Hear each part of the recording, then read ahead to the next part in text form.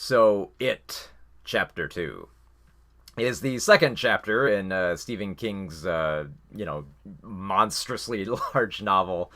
Continuing on the story from 2017's It, which a lot of people remember. It's a pretty big film from 2017. Where a bunch of kids in Derry, the small town of Derry, are trying to stop Pennywise the clown, the murderous clown figure, or at least the embodiment of fears that dwells within the sewers of Derry.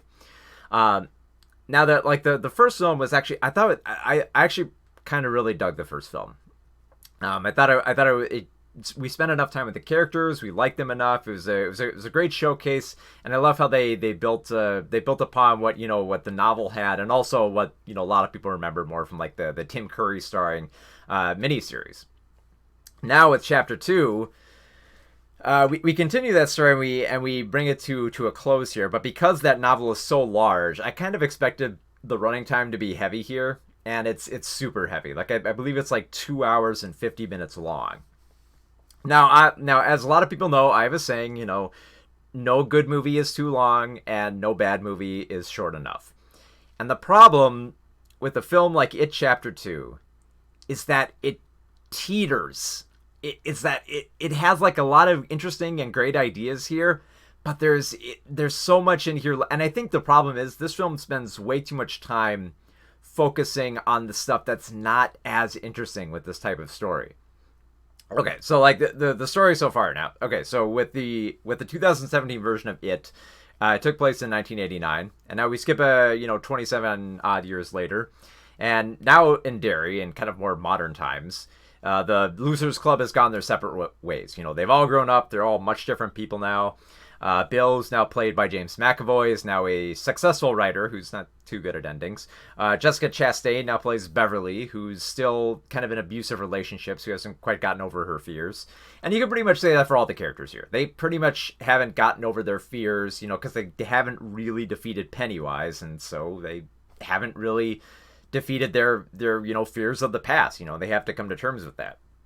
So most of the characters, they kind of remain more or less themselves, but that's only so that they can come together a little bit easier here. I mean, Bill Hader does an amazing job playing Richie, whose job now is a comedian, which is perfect, You have Isaiah Mustafa, who's playing Mike, who has actually resided in Derry, and he's kind of done all like the homework on this. He stayed in Derry, he's observed, Pennywise, coming back from the dead. He studied up on all this history, and it involves like Native Americans and then aliens from the stars. But what it all amounts to basically is that the Losers Club has to come together. They have to come back to Derry, and they have to defeat Pennywise once and for all.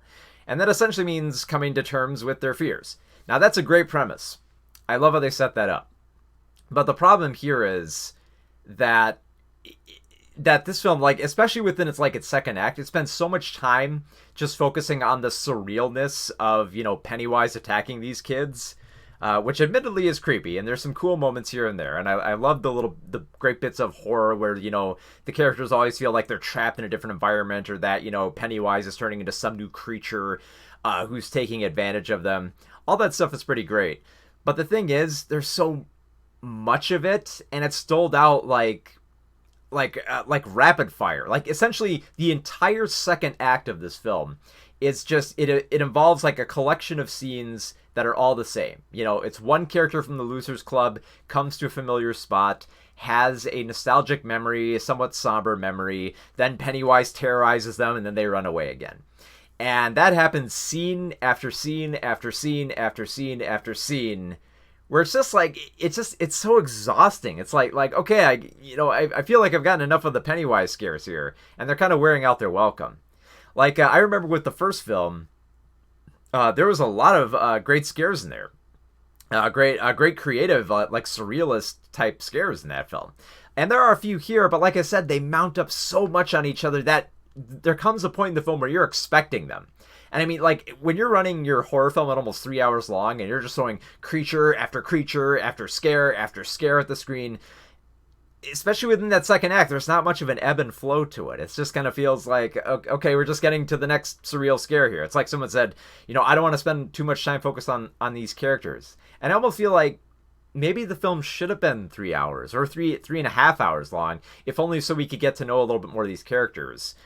Because the problem is, because there's so much focus on the scares and killing Pennywise, and Pennywise like finding new targets and doing more of that scare stuff, like it feels like this film is trying to meet like a scare and surreal quota.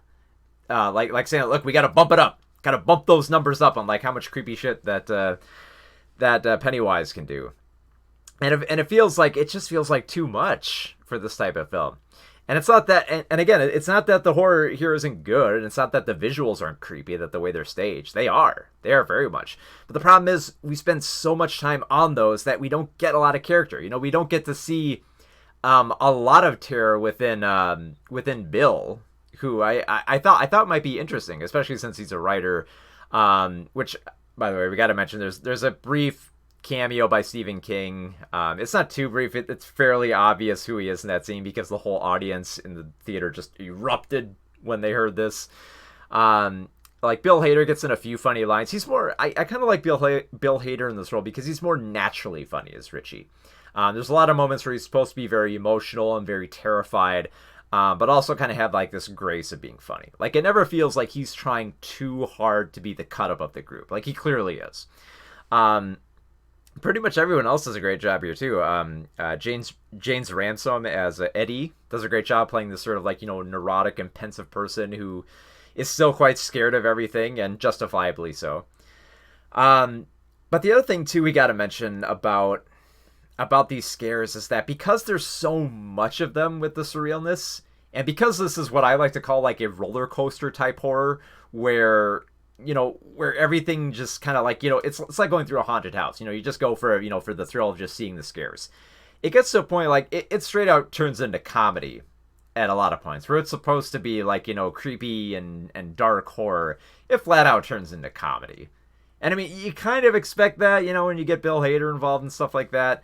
But a lot of the stuff, like there's even stuff that doesn't feel like it's intended to be comedy that comes off as comedy here, especially with a lot of like Pennywise's, you know, staging of frights and kills. There's a little bit of a weird bit of laughter to them, like especially like they've shown this in the trailer, but like Beverly's encounter with that old woman who comes after her. That old woman essentially transforms into a very tall, creepy, kind of like flowing haired naked woman trying to attack her. Which is, it's kind of creepy, but at the same point, you know, it just kind of wears thin on you. And I could kind of feel that with the audience too, because like I remember, I'll never forget with the first It film. There's that scene where they're in the garage and Pennywise just comes out of the garage and just tries to grab them with his giant hand. That I remember hearing one woman just one row below me just going, oh my god, oh my god, oh my god, oh my god, oh my god. That's like, oh, that's that's brilliant. I had a great time with that film. But here there's so much craziness going on, and so much of it feels like just kind of like shoved in there that it doesn't really have the same effect. Like, we get to know a little bit about Pennywise, but not a lot. We get a little bit of romantic tension here between with a little love triangle between like a more handsome Ben now. Used to be like the fat kid in the first film. Now he's played by Jack Ryan. He's a much more rugged type guy. The love triangle between like Ben and Beverly and Bill is kind of present, but it doesn't really focus too much on it. So that by the time we get to the climax, that kiss doesn't really feel earned by the end of the film. We spend a lot of time with like characters trying to, you know, we spend a lot of time trying to establish the hopelessness of the situation, with how Pennywise keeps attacking and he keeps getting his victims, where it seems like they're always just out of grasp. Like, Pennywise always seems like he's in control with these characters.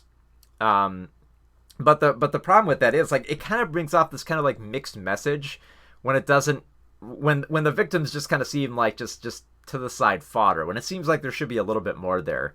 Like the opening scene in particular, there's a scene where someone is beaten for being gay, and then is basically pretty much tossed to Pennywise so that Pennywise can, you know, just munch on this guy. And it feels like like I mean, it becomes a little bit more apparent towards the end. The message, the very heartfelt message that's going for here, which I do appreciate. But because like there's so much of that focus on like the creepy here, and just kind of like the surreal and random creepy. Like there'll be random scenes where just Pennywise's face will melt, and like, he'll tear out his eyeballs and stuff like that. There are weird creatures that'll come out of like all types of orifices and stuff like that.